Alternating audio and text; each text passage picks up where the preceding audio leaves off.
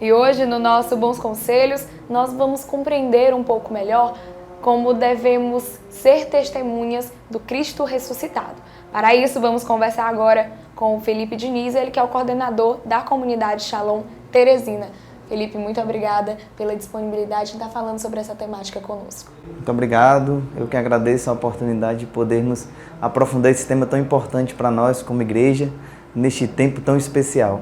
Felipe, quais são os principais desafios enfrentados por nós cristãos ao tentar ser esses portadores da esperança?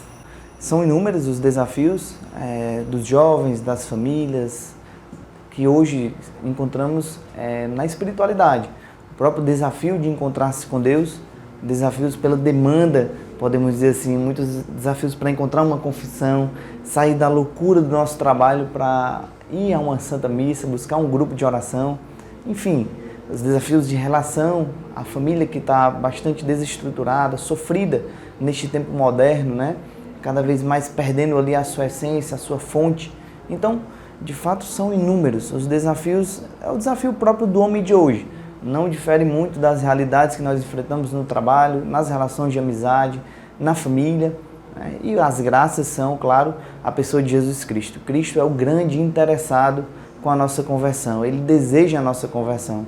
Diferente do que se fala muito por aí, que você quer ter um relacionamento feliz, deixe o outro livre, né? Faça o que você quiser. Na verdade, com Cristo e o amor, Ele cobra o melhor de nós. Quando a gente ama alguém de verdade, a gente quer o melhor da pessoa, né? Então, Cristo da mesma forma.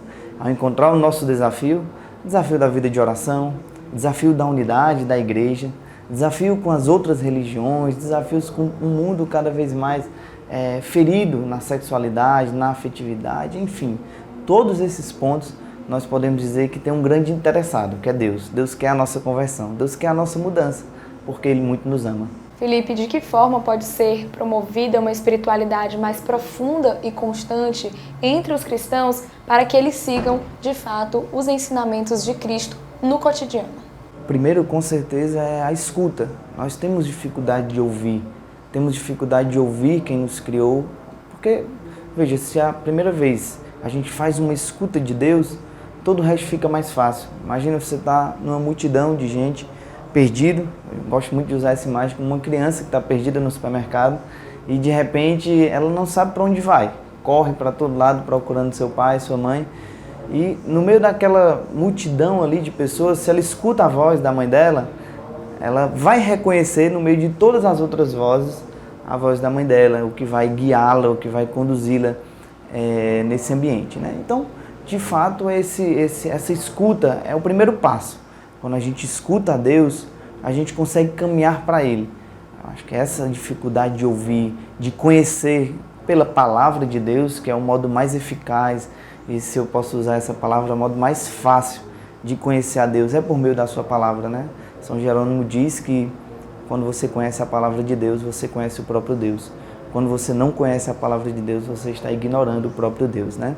Então, conhecendo a palavra de Deus, que é Cristo, a pessoa de Jesus Cristo, nós podemos caminhar em unidade, nós podemos caminhar seguros, na certeza de que estamos em bons caminhos. Além dessa primeira escuta de Deus, com certeza a vivência dos sacramentos.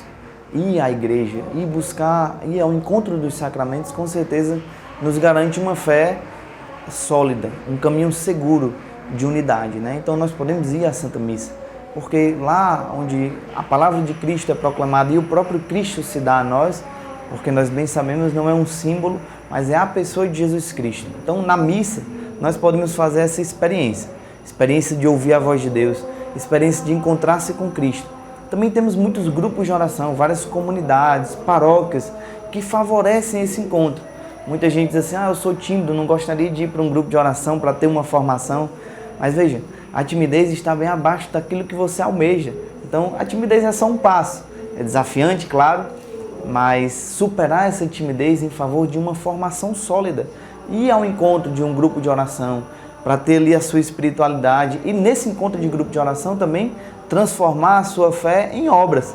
É na comunidade que a gente pode transformar a nossa fé em obras, por meio do serviço de evangelização, seja da pregação, seja sendo um catequista, sendo um formador ali naquela comunidade local, indo ao encontro dos mais necessitados, porque Isso, graças a Deus, a igreja nunca perdeu. Quando alguém está em situação de rua, em uma situação difícil, o primeiro lugar que ele encontra o consolo, a resposta é na igreja. Tivemos esse grande testemunho na pandemia, né? Praticamente todas as instituições precisaram parar e ir para o modo online. Mas nós, a igreja, estávamos na rua, estávamos em situação com as famílias, com os jovens, dando doação de alimento, enfim, N realidades, de realidades espirituais e também humanas. E quais são os exemplos concretos de trabalho social que você vem testemunhando ao longo desses anos pela comunidade católica Shalom? A comunidade Shalom, ela tem por natureza a evangelização. Nós temos muito isso dentro de nós e costumamos falar mesmo aqui. A gente não costuma pescar no aquário. A gente não quer fazer essa pesca no aquário. Não é da natureza da comunidade. A comunidade ela nasce em 1982 a pedido do próprio Deus para o nosso fundador, Moisés Azevedo. E a primeira coisa que Deus se inspirou no coração dele foi fazer uma lanchonete para evangelizar, porque com a lanchonete a gente poderia alcançar todos os jovens e famílias que não eram da igreja, porque eles poderiam ir buscar um sanduíche e lá encontrar-se com a palavra de Deus, com o testemunho das pessoas que ali estavam da igreja, né? Então é a natureza da comunidade Shalom. Não é diferente com o trabalho social. A gente faz esses trabalhos, temos todos os sábados os trabalhos ali com pessoas em situação de rua. Nós atendemos mais de 120 pessoas que vivem em situação de rua, onde nós damos alimento, fazemos cortes de cabelo, os médicos da comunidade vão fazer um atendimento ali social, né? Nós temos casas de recuperação no estado vizinho, aqui no Ceará, onde nós fazemos aqui em Teresina a triagem, o filtro com esses jovens, o acompanhamento dessas pessoas e encaminhamos para nossas casas de recuperação, né? Nós temos um abrigo para as crianças em Sobral, crianças abandonadas que a gente também acolhe e, claro, dentro de um diálogo com o Ministério Público, com todas as autoridades competentes, a gente faz esse encaminhamento. Temos também abrigo para idosos, né, no Ceará, onde nós recebemos pessoas que são abandonadas por suas famílias. Enfim, recentemente eu encontrei inclusive com um jovem que estava há 3 dias sem dormir e ele disse assim: olha, eu não aguento mais essa vida das drogas e de rua, eu preciso de uma saída. E eu perguntei para ele: você realmente quer essa vida nova? Você realmente quer fazer essa experiência? Ele disse que sim. E assim a gente o encaminhou para uma casa de recuperação, que não era do Shalom, mas que é uma parceira nossa, aqui mesmo na Arquidiocese de Teresina, que fez todo esse trabalho com ele, está fazendo esse trabalho de acompanhamento, né? Então nós tocamos sim, todos os dias, com esses irmãos que estão em situação de rua, mas em realidades, todo tipo de pobreza e miséria, desde a miséria do homem que desconhece a Deus, né? Que o homem, assim, sem essa experiência de Deus, é capaz de fazer qualquer coisa na vida, né? Inclusive de se perder, né? Então, a comunidade Shalom, ela tem feito esse belíssimo trabalho, esse vasto trabalho na Arquidiocese de Teresina, com as crianças, com os jovens, com as famílias e com os idosos. Felipe, eu gostaria então de agradecer mais uma vez a sua participação aqui no programa Em Tuas Mãos. Muito obrigada pela disponibilidade e falar sobre esse tema que é tão relevante para a nossa igreja. Eu que agradeço, obrigado a todos por nos ouvir, por nos assistir. Com certeza falar de Cristo, que é o grande tesouro da nossa vida, e do homem, né? São 2 paixões no coração de um cristão, tem que ser sempre, né? A primeira, Cristo, e a segunda, o outro, né? Eu acho que essa é a grande alegria da nossa vida.